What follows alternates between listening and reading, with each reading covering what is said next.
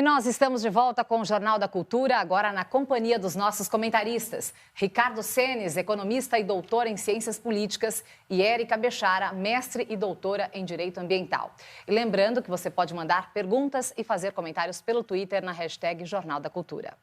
Boa noite, Érica. Boa noite, Senes. Boa noite, Karen. Bom, vamos retomar alguns assuntos do primeiro bloco, começando pela presença do presidente Jair Bolsonaro na Arábia Saudita. Essa viagem dele, né, Senes, pelo Oriente Médio e pela Ásia, durou 12 dias. Então é o seguinte, vamos fazer um balanço desse período e dos acordos firmados pelo presidente. O que de fato vai surtir um efeito positivo para a economia e para a política do nosso país? Olha, cara, eu acho que é uma viagem importante, né? Principalmente porque dois dos países que ele acabou visitando, tanto a Arábia Saudita quanto a China, durante a campanha eram tidos como países que estavam fora do radar, para não dizer... com uma certa oposição ou resistência do presidente. A China, inclusive, era vista como uma ameaça. Uma grande ameaça para o país. Então, o fato de, em 10 meses, ele definir essa visita, essa agenda, é muito positivo para o país, que sempre teve uma relação muito diversificada com parceiros na América do Sul, na América do Norte, Europa, Ásia, etc. E o Bolsonaro se viu obrigado, de alguma maneira, a cair um pouco mais... próximo do que é a realidade da inserção internacional do Brasil e acabou fazendo essas viagens. Do ponto de vista concreto, é difícil nessas viagens saírem acordos com efeitos imediatos, mas certamente eles sempre pavimentam questões que são importantes para o país no longo prazo. No caso aí dessas 3 viagens, me parece que a questão econômica e comercial foram as principais. No caso do Japão, tem um namoro já há um bom tempo sobre a hipótese de se lançar um acordo de livre comércio entre Brasil e Japão.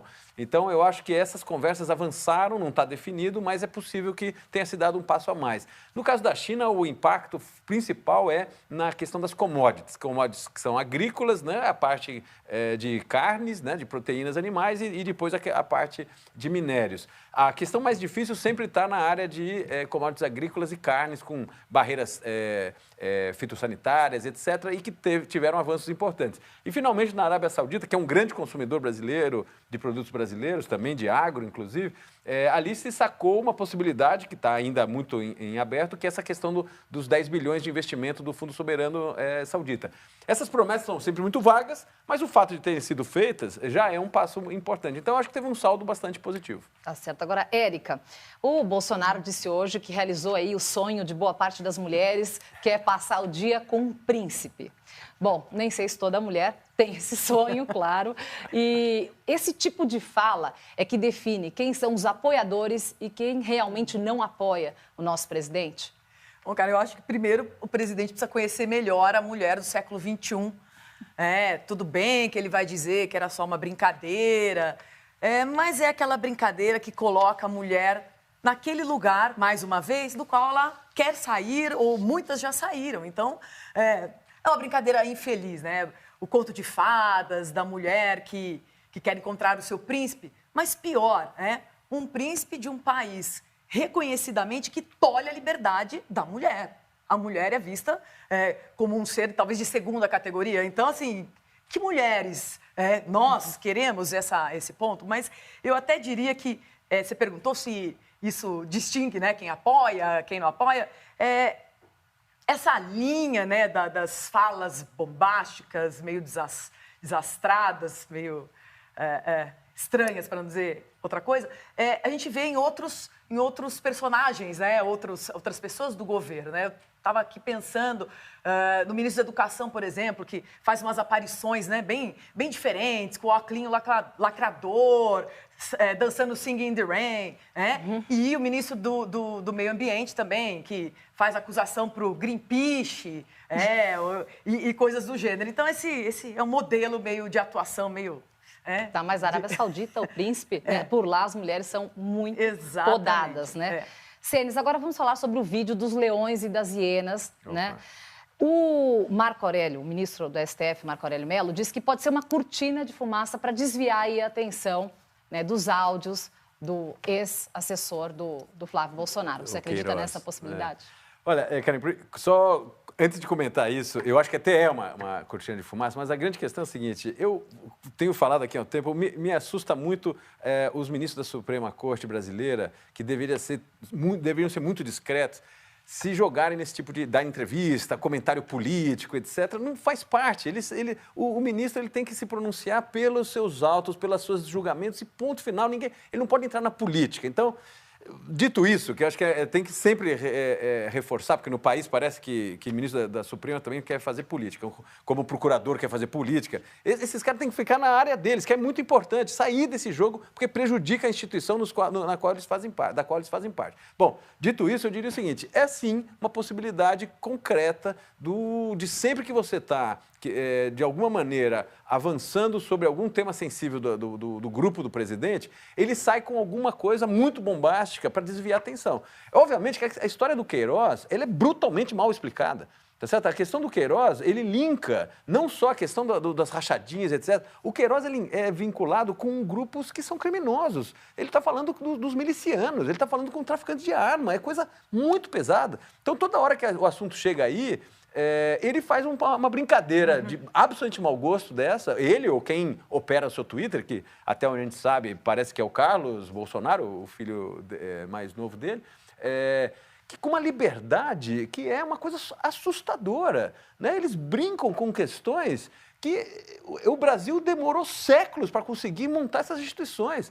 Eles brincam como se fosse moleque de 5, 6 anos. Então, essa é brincadeira de infantil. Né? É difícil a gente explicar. Eu estava hoje de novo com alguns estrangeiros.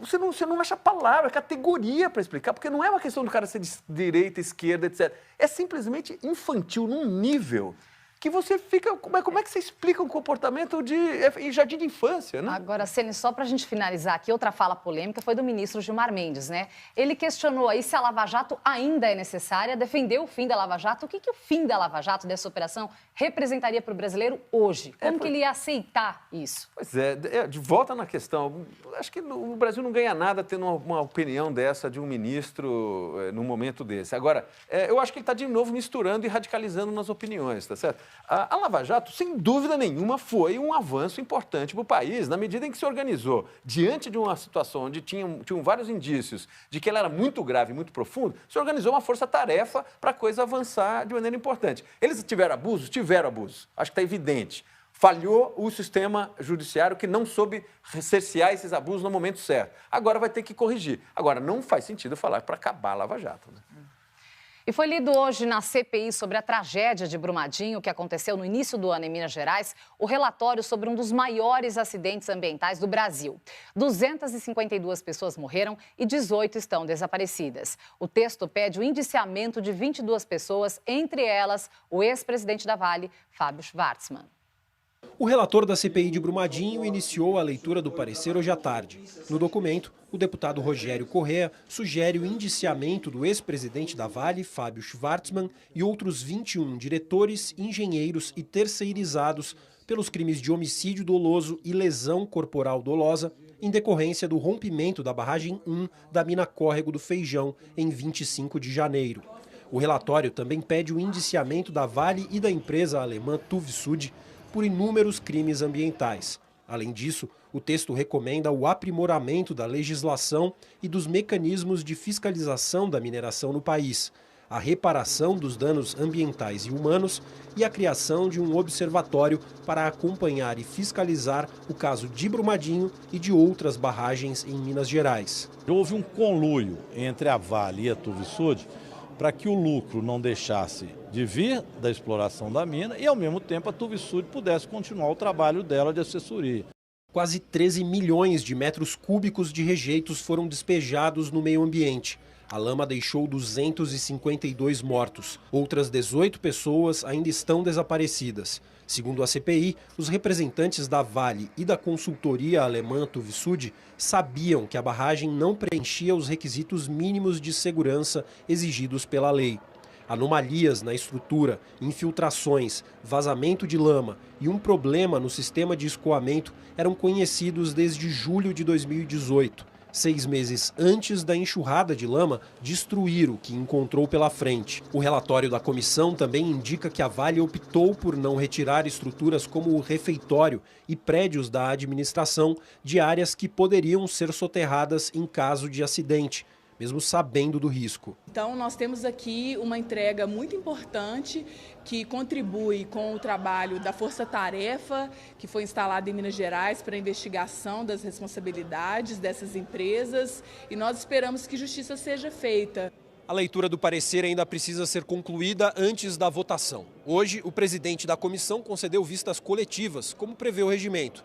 O objetivo é que os integrantes da CPI tenham mais tempo para analisar o texto. Um verdadeiro homicídio coletivo que foi cometido em Brumadinho, além do desastre e dos aspectos ambientais. Mesmo se aprovado, o relatório da CPI de Brumadinho não tem consequências imediatas. No caso dos indiciamentos, por exemplo, o documento serve como uma recomendação do parlamento, mas depende do Ministério Público levá-la adiante na esfera judicial. Érica, neste momento há 2 projetos de lei tramitando para aumentar as penas para responsáveis por desastres ambientais. Além de Brumadinho, diante de tantos casos, né, me parece coerente. Sim, até designa o crime como crime de ecocídio. É um dos projetos de lei que foi proposto até por uma CPI, porque Brumadinho foi alvo de várias CPIs e uma delas propôs isso e tem outros projetos. Então, a ideia já existe tipos penais para esses eventos, tanto é que o Ministério Público já está preparando denúncia para as pessoas envolvidas no episódio de Brumadinho, da tragédia, né, no crime de Brumadinho, mas a ideia é aumentar as penas, quando houver um desastre, né, como eles chamam lá nos projetos de lei, um desastre ambiental que gere grandes proporções, atingindo flora, fauna, e sem prejuízo do crime de homicídio, que também pode andar paralelamente. E a segunda reportagem da série A Lama de Mariana, 4 anos depois, vai mostrar a situação dos atingidos que aguardam pelas suas casas. Hoje, mais de 300 famílias moram de aluguel em Mariana. A cerimônia de início das obras de reconstrução de Bento Rodrigues foi em julho deste ano e até agora nenhuma casa foi entregue. Segundo o Ministério Público de Minas Gerais, 700 mil pessoas foram atingidas pelo mar de lama. A Fundação Renova reconhece apenas 30 mil. Até agora, 9 mil indenizações foram pagas. A gente trabalha, luta para ter o que a gente tem, com muito sacrifício e de um minuto para o outro assim, acaba tudo. É muito dói demais, é uma dor, não tem nem como explicar.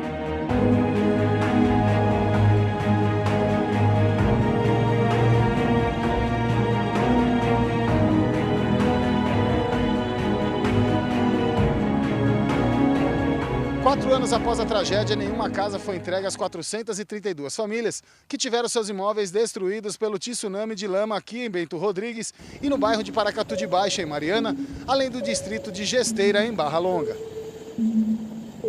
Eu sou da comunidade de Ponte do Gama, que é uma das 6 comunidades menores que foram atingidas. Nós viemos aqui para Mariana no dia 22 de dezembro de 2015 e estamos aqui até hoje. Nós ainda não estamos reassentados. Essa casa que eu estou aqui agora gravando essa entrevista é uma casa alugada. Eu costumo dizer até que quem não morreu no dia 5 morre um pouco todo dia.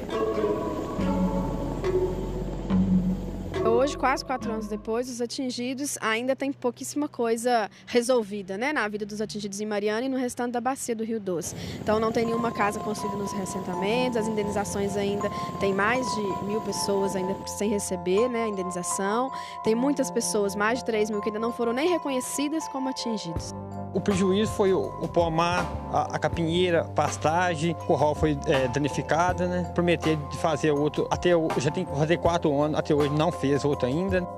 Em nota, a Renova afirmou que vem desenvolvendo ações de compensação e reparação. O reassentamento de Bento, que é a que está mais avançada, nós teremos o reassentamento só no segundo semestre de 2020. De Paracatu, nós temos apenas o início das atividades e não tem nenhuma projeção de conclusão. E, no caso de Gesteira, ainda está na fase conceitual. Então, Quer dizer, é uma demonstração de que 4 anos o reassentamento apresenta problemas. A grande maioria das pessoas vivia numa área rural, né, e hoje estão vivendo na área urbana, aqui em Mariana, né, são mais de 300 famílias em casas alugadas na área urbana. A primeira coisa a ser feita, depois daquele desastre, era acomodar esse pessoal, né, que perderam o convívio deles, né? Hoje está cada um morando em um lugar. A gente escolheu um outro lugar que se chama Lavoura e está sendo construído o novo Bento Rodrigues, mas assim, tá devagar. Teve a celebração, a cerimônia de começo das obras, mas por enquanto me parece que está construindo 2 casas ainda. Ninguém recebeu casa até agora. Nós também não ficamos inertes diante dessa situação. Percebendo os atrasos da Samarco, nós entramos com uma ação especial que chama cumprimento de sentença e pedimos ao Poder Judiciário que fixasse uma data final para entrega e uma pena caso não entregasse. Eu acho que isso aí é um pouco da vergonha com o povo que foi tirado de lá. A Vale não tem responsabilidade nenhuma. Estão brincando com o povo. Quando o rompimento acontece, a Samarco diz de um prazo de março de 2019 para terminar os reassentamentos. Quando a Renova chega no território, ela se apresenta dizendo que vai conseguir fazer isso em menos tempo, em dezembro de 2018. Houve já uma discussão no ano passado, nesse ano judicial aqui em Mariana, do prazo ser agosto de 2020. E a Renova apresentou então a proposta de ser dezembro de 2020 para Bento Rodrigues e julho de 2021 para Paracatu de Baixo. A população ainda está muito carente, né, de mais atenção, dos desenvolvimentos das tarefas que devem ser cumpridas, as construções das casas que eles estão esperando, né? De 60 a 70 mil atingidos, você tem, na verdade, reconhecido já pela Renova, você tem 30 mil. Deste universo, 4 anos passados, nós só temos 9 mil indenizações pagas.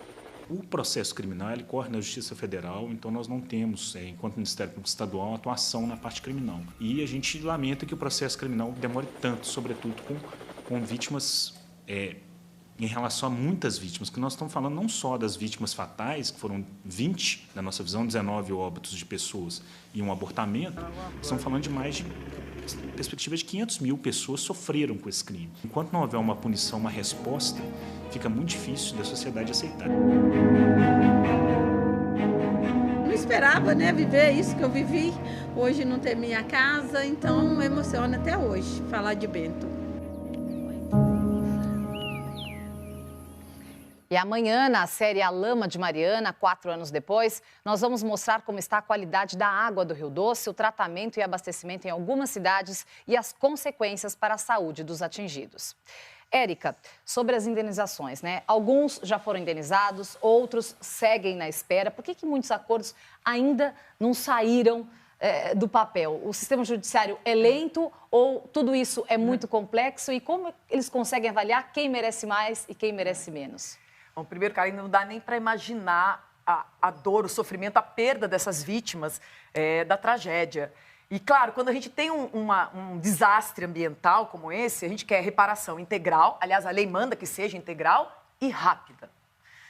Só que esse caso de Mariana, ele tem uma complexidade, porque são os danos ambientais, os danos às pessoas. Imagina, 700 mil pessoas, estima-se, atingidas, cada um com um tipo de dano, com uma extensão de dano. Então, por exemplo, alguns danos são muito próximos. Então, recentemente, aliás, semana passada, o Tribunal de Justiça de Minas Gerais julgou um incidente de recursos repetitivos, né, de resolução de demandas repetitivas, para estabelecer que as pessoas que sofreram com a interrupção de abastecimento de água nesse período de 5 a 8 dias, logo após o rompimento da barragem, vão ter direito a uma indenização de R$2.000, R$2.000 por pessoa. Então, prova que você vivia naquele local e todas as pessoas, individualmente consideradas, né, família, são 4, 5 pessoas, então R$8, R$10.000. O Tribunal de Justiça do Espírito Santo fez a mesma coisa, só que com valor um pouco menor, né, o ano passado de R$1.000. Então, é porque é uma demanda muito próxima, um dano parecido. Agora, quando você vai olhar as pessoas que perderam suas casas, seus familiares, seus negócios, não dá para usar a mesma régua. Então, os valores têm que ser discutidos. Aí você tem várias formas, ou algumas formas. Ou um acordo, que pode ser um acordo individual ou coletivo, ou ação judicial. E o acordo individual, a parte, às vezes, a vítima, né, ela quer rapidamente ter uma reparação. Só que daí ela fica numa posição muito mais frágil, vulnerável, porque ela vai negociar E no desespero, enfim, pode ser que ela acabe abrindo mão de alguns valores. E quando você faz uma negociação, é claro que quem está pagando quer uma quitação. E fala, olha, você não reclama mais nada.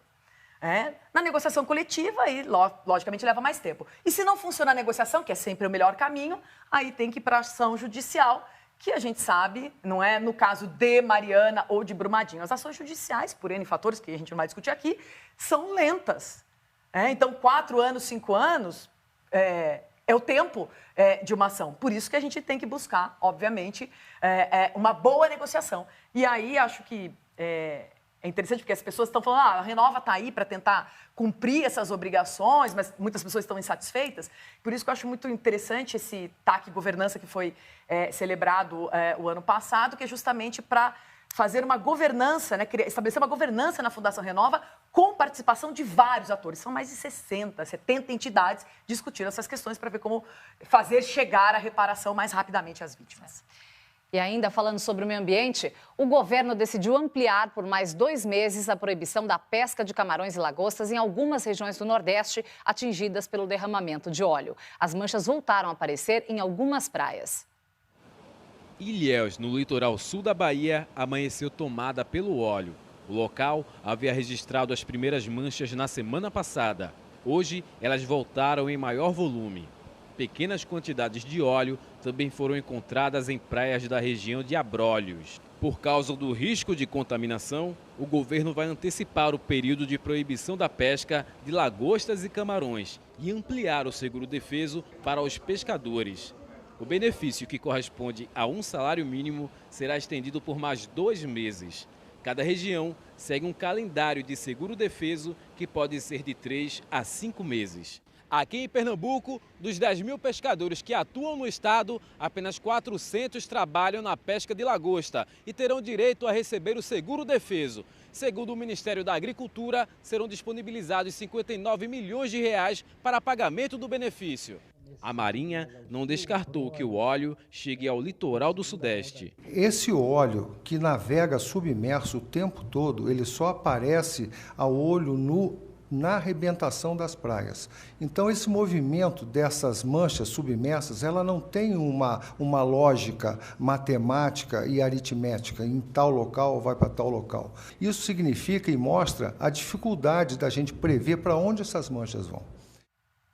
Em entrevista ao programa Roda Viva desta segunda-feira, o cientista Carlos Nobre também destacou que o fato do óleo ser pesado e afundar dificulta o monitoramento pelos satélites e que as praias do Nordeste terão que ser monitoradas por muito tempo. É um problema muito grave, é um problema que, como não se sabe a quantidade de petróleo que foi derramado, não se sabe quanto tempo ainda esse problema vai existir.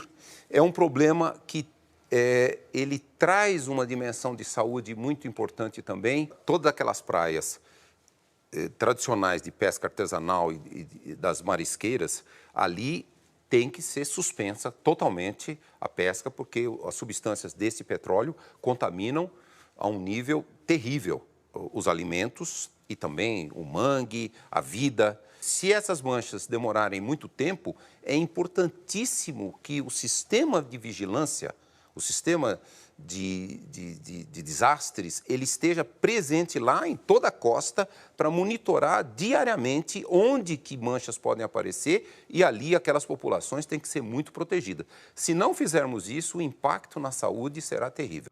O professor do Instituto Oceanográfico da USP também destacou a dificuldade de identificar os impactos deste desastre ambiental. A gente entende que esses impactos eles podem durar muito tempo, dependendo de uma série de fatores. Um dos fatores é o tipo de ambiente que ele vai afetar, por exemplo, se o óleo ficar entremeado no sedimento, se misturar com o sedimento, ele pode ficar no ambiente por muito tempo, décadas ou centenas de anos. Bom, quando o culpado é desconhecido, né, Érica, como nesse caso, o governo federal toma frente e corre atrás dos prejuízos, né? Agora, se o culpado por essa tragédia for identificado, como que vai ser possível calcular o tamanho desse prejuízo? Bom, aqui também a gente tem danos ao meio ambiente e temos danos às pessoas, né? Porque são os pescadores atingidos, a economia local, que também do turismo já está sofrendo as consequências. E, de fato, a ideia de se buscar o responsável, né, o culpado, é justamente para que ele arque com essas reparações todas, que vão ser de um grande volume. Mas enquanto não se achar, e parece que é bem difícil, né, encontrar o responsável, quando não se achar, o poder público tem que assumir esse ônus. Então, a gente viu, acabou nessa matéria, que ele agora está estendendo o seguro-defeso, então ele vai ter que arcar com isso. Por quê? Porque aqueles pescadores aqui não vão ser prejudicados. Então, o poder público toma a frente. Se a gente soubesse quem é o responsável, quem teria que fazer isso, quem causou o dano, claro. Acho que tem mais uma dimensão que é o despreparo do Estado brasileiro para lidar com um tipo de desastre que, como nós estamos num pleno processo de exploração do pré-sal, ou seja, e está só começando, e tem outros espaços ainda, não só do pós-sal, que a gente chama, ou seja, que se movimenta muito recurso, são investimentos bilionários, literalmente bilionários, e a gente viu que o Estado brasileiro está totalmente despreparado. Você não tem um fundo de seguro, você não tem um esquema de emergência, porque antes de achar o culpado, você precisa segurar o dano. A gente não tem um monitoramento, a gente não conhece o que está acontecendo nas nossas costas. Então, assim, eu acho que é um ótimo sinal para dizer o seguinte, vamos continuar explorando economicamente, que é importante a costa brasileira, sim, mas vamos estar preparados para isso. A ativista Greta Thunberg afirmou por meio de redes sociais que vai recusar o Prêmio Ambiental do Conselho Nórdico de 2019. De acordo com a jovem, é uma grande honra ter sido escolhida para receber o prêmio, mas decidiu recusá-lo, assim como a quantia em dinheiro de 500 mil coroas suecas. Segundo a ativista, o movimento climático não precisa de mais prêmios e sim de políticos e pessoas no poder que comecem a ouvir a ciência atual. Greta também disse que estará protestando às sextas-feiras até que comecem a agir para limitar o aumento da temperatura global. E veja a seguir, Premier do Líbano renuncia após onda de protestos no país. Câmara dos Representantes deve votar na quinta-feira a formalização do processo de impeachment contra Donald Trump. Nós voltamos em instantes, não saia daí.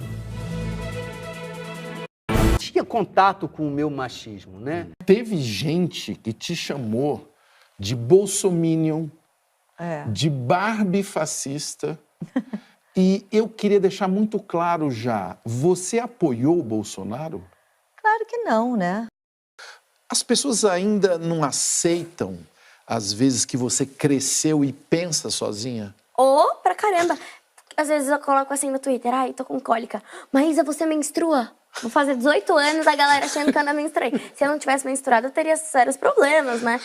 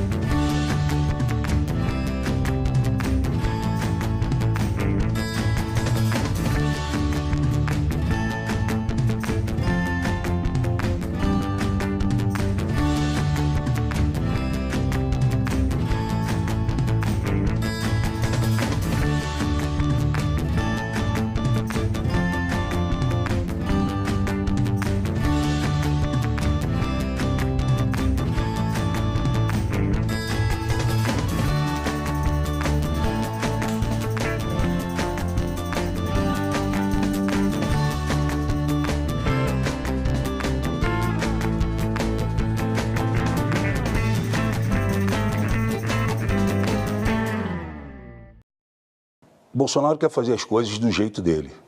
Ele é uma pessoa que ele quer do jeito.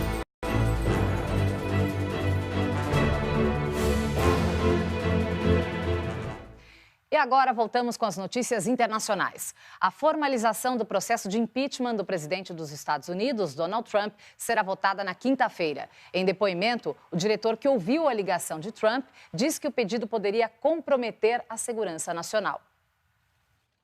Como parte do processo de impeachment, o principal assessor do presidente Donald Trump na Ucrânia, o coronel Alexander Vindman, deu um depoimento no Congresso hoje. Vindman afirmou que ouviu o telefonema de 25 de julho, em que Trump pediu ao presidente ucraniano Volodymyr Zelensky para investigar o ex-vice-presidente Joe Biden, um dos principais pré-candidatos democratas da eleição presidencial de 2020, e o filho dele. Trump é acusado de pedir ao presidente informações para prejudicar Joe Biden. A denúncia deu origem à abertura do processo de impeachment. Até o momento, o depoimento de Vindman é um dos mais comprometidos no inquérito do impeachment, que ameaça a presidência de Trump enquanto ele busca a reeleição no ano que vem.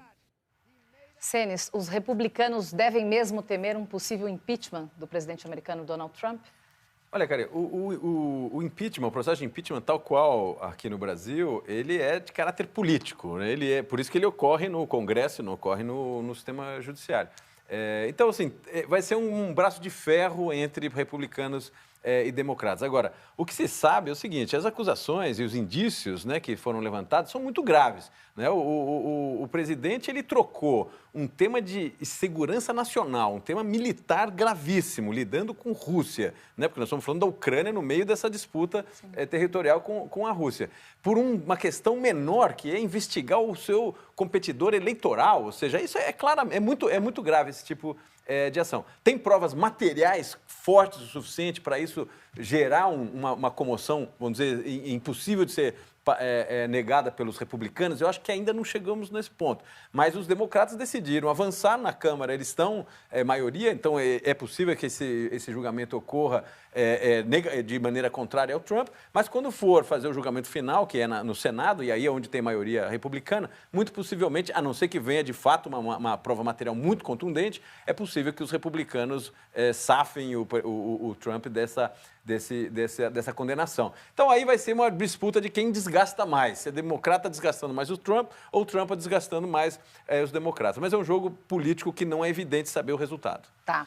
Agora, após 16 meses de ataques e imposições de tarifas, finalmente os Estados Unidos conseguiu aí chegar a um consenso com a China, né? Segundo a Casa Branca. Isso é bom para as duas potências e para a gente, para o Brasil? O que muda? Olha, cara, eu desconfio que essa briga tenha acabado. Eu acho que é mais um round, é mais uma sequência de pressões e contrapressões dos Estados Unidos com a China, porque, na verdade, tem um problema de fundo bastante mais estrutural e que não vai ser resolvido aí por um acordo que se fez aí em 3 ou 4 temas. No fundo, você tem uma disputa tecnológica fundamental associado a um controle de uma tecnologia que é vinculada ao 5G, né, da telefonia, das redes, etc., com uma relação que os Estados Unidos julga que existe dessas empresas que dominam essa tecnologia e são chinesas com o Estado chinês. Portanto, é um jogo, no fundo, aí que é geopolítico pesado.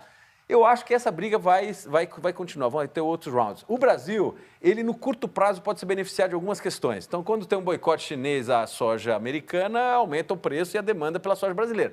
Mas no longo prazo não é favorável para o Brasil. Qualquer redução nos fluxos de comércio internacionais para países em desenvolvimento como o Brasil é prejudicial. No curto prazo você pode ter um ganho, mas no longo não é positivo para o país. E depois de quase 2 semanas de protestos, o primeiro-ministro do Líbano cedeu à pressão popular e renunciou ao cargo. Saad Hariri declarou ter atingido um beco sem saída na tentativa de conter a onda de protestos no país. Pouco antes do anúncio, grupos xiitas atacaram manifestantes nas ruas. Eles são ligados ao partido político Hezbollah, que faz parte da coalizão do governo e tem a maior milícia do país. Mesmo após a renúncia, manifestantes saíram às ruas no 13º dia de protestos. Os atos tiveram início após o anúncio da cobrança por chamadas de um aplicativo de mensagens, mas logo se transformaram em protestos contra a desigualdade crescente no país. Radha Saleh mora no país há 1 ano e conta como está o clima no país. Como podem perceber aí atrás de mim, rua fechada, muita movimentação aí de locais, exército também está aí, polícia. Tudo absolutamente fechado, ruas, escolas, bancos. Há um temor enorme de que o Líbano volte a sofrer aí com guerra civil. Após 3 tentativas fracassadas do premier Boris Johnson, o parlamento britânico aprovou a antecipação das eleições gerais para dezembro. Os eleitores irão às urnas no dia 12 de dezembro para escolher quem deve comandar o país durante as negociações finais do Brexit. Os principais nomes são do atual premier, o conservador Boris Johnson, e do líder da oposição, o trabalhista Jeremy Corbyn. Quem vencer a votação, que estava marcada para acontecer em 2022, terá pouco mais de um mês para formar o governo, negociar um novo acordo para o Brexit e aprová-lo no parlamento britânico. A data de saída do bloco foi prorrogada para 31 de janeiro do ano que vem. A antecipação das eleições é uma tentativa de Boris Johnson de recuperar maioria do parlamento e ter uma casa que crie menos dificuldades para levar adiante o acordo do Brexit. Senes, caso o Brexit seja aprovado, porque é uma novela, né? De que forma isso afetaria o Brasil e o bolso dos brasileiros? Olha, eu acho que existe uma margem aí nessa eleição que foi antecipada no fundo, é uma outra forma de você fazer o plebiscito. Em vez de fazer o plebiscito na consulta num certo mecanismo, você faz via eleição. Eu acho que existe uma chance de reversão e os trabalhistas ganharem o parlamento. Se os trabalhistas ganharem o parlamento, você vai ter uma postergação ou uma montagem, um esquema de saída organizado. Eu diria que o Brasil não tem ganho. Uma desordem do ponto de vista das regras comerciais não é benéfico para o Brasil. O Brasil tem relação muito boa com a Europa, do ponto de vista econômico, é comercial, profundamente, é uma boa relação comercial, mas eu diria que é mais importante ainda como fonte de investimento. Os europeus ainda seguem sendo a principal região que investe no Brasil em produção, né? Investimento direto. A saída da Inglaterra permitiria o Brasil ter uma certa relação diferenciada com a Inglaterra, mas não sei se isso geraria algum benefício a mais do que a gente já tem. Eu acho que assim, é pior para o mundo você ter menos regras do que mais regras. O Brasil se beneficia com mais regras no campo internacional. Agora, considerando os atritos que o nosso presidente Bolsonaro já teve com o Macron, com Angela Merkel sobre a Amazônia e também depoimento que o Bolsonaro deu após a vitória da esquerda na Argentina. Será que a ratificação do acordo de livre comércio com a União Europeia está ameaçada? Eu acho que está. Eu acho que está por várias razões. Não necessariamente significa que os acordos comerciais que o Brasil pode avançar estão todos condenados. Eu acho que o Brasil abriu um leque de alternativas aí de negociação com o Canadá, com a Coreia do Norte, com a Coreia do Sul, com o próprio Japão, etc., que vão avançar. Mas esse acordo específico, que é um acordo importante, um acordo guarda-chuva entre duas regiões, como eu comentei, a Europa é a principal parceira econômica, se você combinar a questão comercial com a questão de investimento, eu acho que está sim sobre risco, porque você teve um desgaste político sobre temas que, para os europeus, não são questões menores, são questões centrais, que é a questão vinculada à sustentabilidade, a desenvolvimento de áreas de preservação e etc. Isso para o europeu não é um detalhe, isso para o europeu é uma questão importante. O Brasil tinha tudo para barganhar e arrancar mais concessões dos europeus pelo fato de nós termos todo esse patrimônio. Nós conseguimos fazer o inverso. O que era um ativo de negociação virou um passivo. Do ponto de vista de negociação, é um desastre absoluto. É uma derrota quando você saía de um posicionamento de pressão sobre eles. A gente podia arrancar mais coisa deles, inverteu. A gente perdeu dinheiro e possivelmente vai perder um apoio. O prefeito de São Paulo, Bruno Covas, começou hoje a enfrentar o câncer localizado na cárdia, entre o esôfago e o estômago, com lesões no fígado e linfônodos. Foi a primeira de 3 sessões iniciais de quimioterapia. O Jornal da Cultura explica a doença do prefeito paulistano.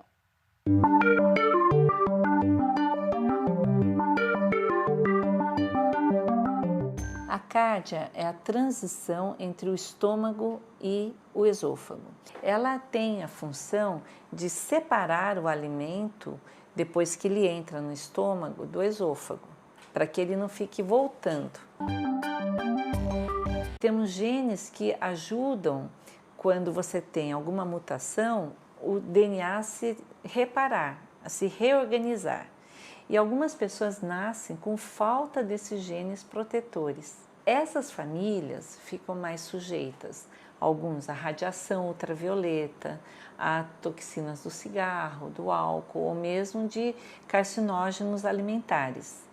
E também uma outra coisa que pode estar associada, não vou dizer que seja no caso dele, é uma bactéria chamada H. pylori, que está presente no estômago e que é carcinogênico. A cárdia e essa região drena para os linfonodos em volta, que são os torácicos ali e abdominais, né? Então, você fica com linfonodos da região que podem estar drenando a célula tumoral e ficando ali. Uma parte vai pelo sangue e vai parar em outros órgãos. No caso, foi parar no fígado.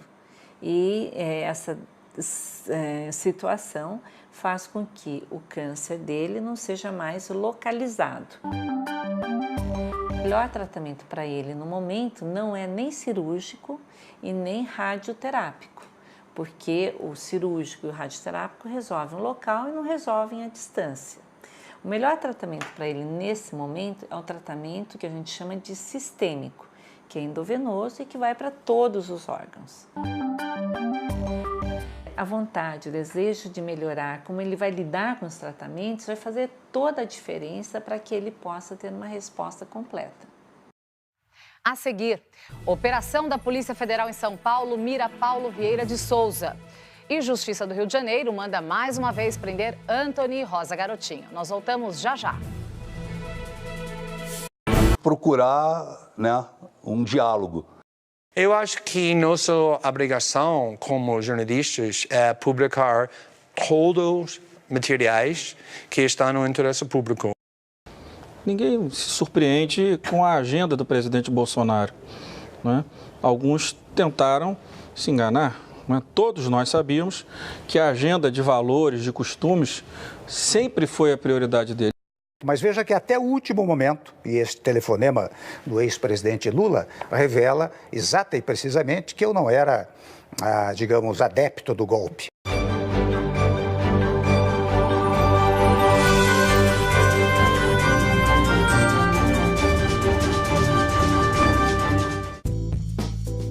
A cultura leva a acessibilidade a sério. Acreditamos que todo cidadão tem direito à educação, informação e cultura. Por isso, temos orgulho de ser a primeira emissora com produção própria de acessibilidade. Hoje já são 24 horas diárias de close caption, 28 horas semanais de audiodescrição e 11 horas semanais de Libras. E isso só vai aumentar. Queremos que nossa programação seja cada vez mais inclusiva. Compartilhe com seus amigos que gostariam de saber disso. Na cultura, ninguém fica de fora.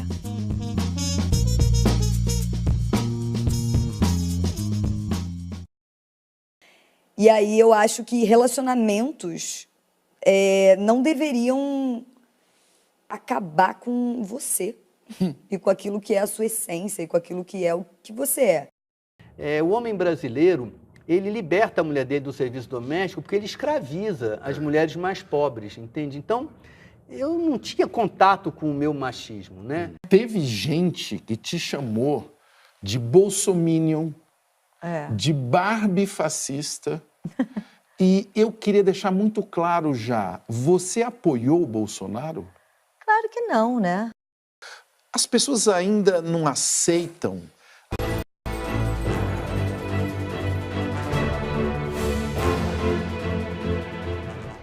Os ex-governadores do Rio, Antony e Rosinha Garotinho, devem voltar à cadeia. A segunda Câmara Criminal do Tribunal de Justiça do Rio de Janeiro derrubou o habeas corpus que beneficiava os dois. O casal é acusado de ilegalidades em contratos assinados entre a Prefeitura de Campos de Goytacazes e a empreiteira Odebrecht para a construção de casas populares durante os mandatos de Rosinha de 2008 a 2016.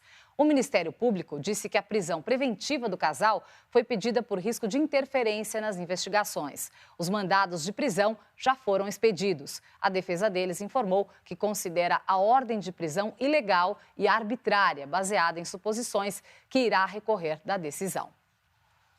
A Força-Tarefa da Lava Jato em São Paulo fez uma operação em endereços ligados a Paulo Vieira de Souza, o Paulo Preto.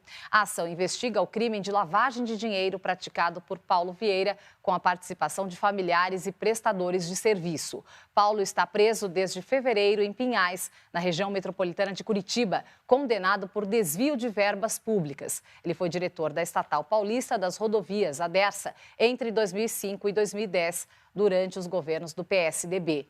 Ele é apontado pela Polícia Federal como operador de propinas para políticos do partido. A defesa de Paulo Preto não vai se manifestar.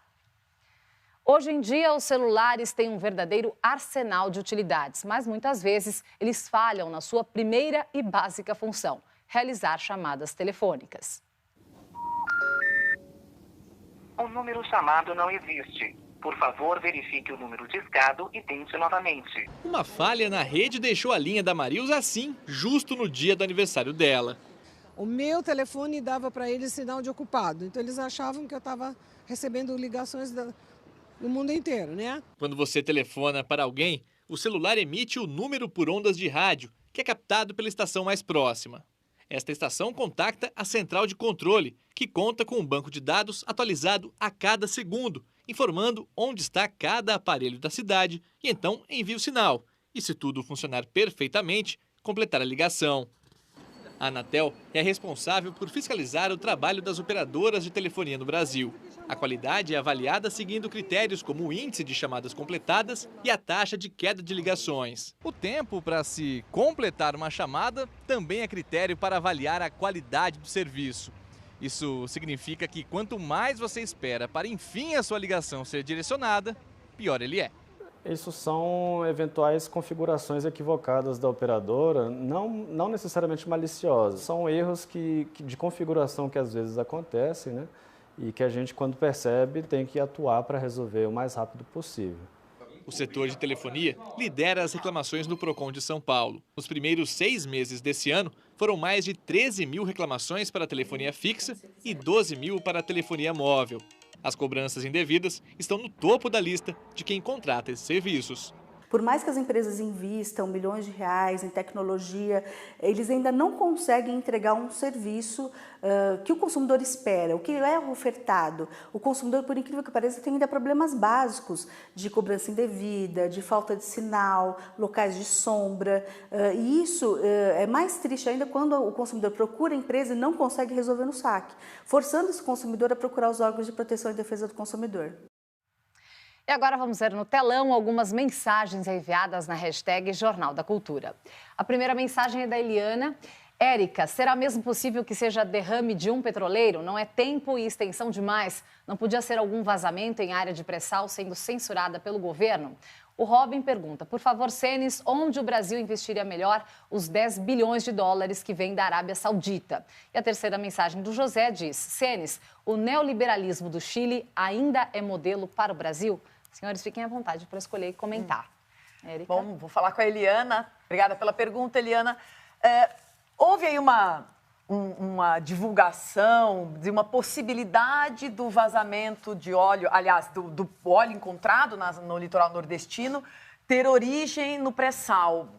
Mas isso já foi desmentido, até porque pelas correntes marítimas, pelo local identificado da origem possível do óleo, né, é uma área que já está muito perto do pré-sal. Então, eu não vi vingar muito essa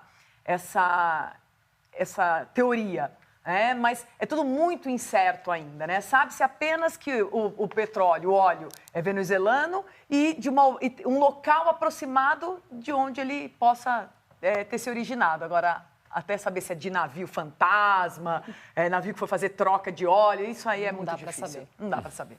Senes? Deixa eu responder aqui. Robin, eu acho o seguinte, que pensando no uso desse dinheiro, da maneira que ele é um fundo soberano, ele portanto, é de propriedade de um Estado que vai, teoricamente, investir na economia de outro país, eu diria o seguinte, o principal foco deveria ser infraestrutura, né? E a infraestrutura, principalmente naquelas áreas onde o mercado falha em conseguir viabilizar projetos. Eu diria que esse seria, no meu modo de ver, a prioridade zero, né? Se tivesse a possibilidade desse tipo de decisão. E com relação ao José, o neoliberalismo, né, o modelo chileno, ele tem aspectos muito positivos, que foi esse dinamismo na economia, e tem aspectos muito falhos, que foi eles não conseguiram corrigir a desigualdade, não conseguiram sustentar uma política pública em questões fundamentais, como educação, previdência, num nível do desenvolvimento que eles conseguiram nos últimos anos. Eu acho que o equilíbrio entre essas duas áreas que está sendo, parece, o grande problema no Chile. Nós agradecemos a presença do economista e doutor em Ciências Políticas, Ricardo Senes, e da mestre e doutora em Direito Ambiental, Érica Bechara. Muito bom ter vocês aqui. Obrigada. Boa Prazer. noite. Foi ótimo. Fique agora com o programa Provocações, que hoje recebe o músico Baco Exu do Blues. Não se esqueça de acessar o nosso canal no YouTube. O endereço é youtube.com/jornalismo TV Cultura. E também a nossa conta no Instagram, @jornalismo TV Cultura. E nós terminamos essa edição com uma homenagem à internet que hoje completa 50 anos. A Rede Mundial de Computadores nasceu de uma conexão entre dois computadores, um instalado na Universidade da Califórnia, em Los Angeles, e outro no Instituto de Pesquisa de Stanford. Em meio século se tornou onipresente e hoje faz parte do dia a dia de 4,5 bilhões de pessoas em todo o mundo. Muito obrigada pela companhia e até amanhã. Fazer minha homepage.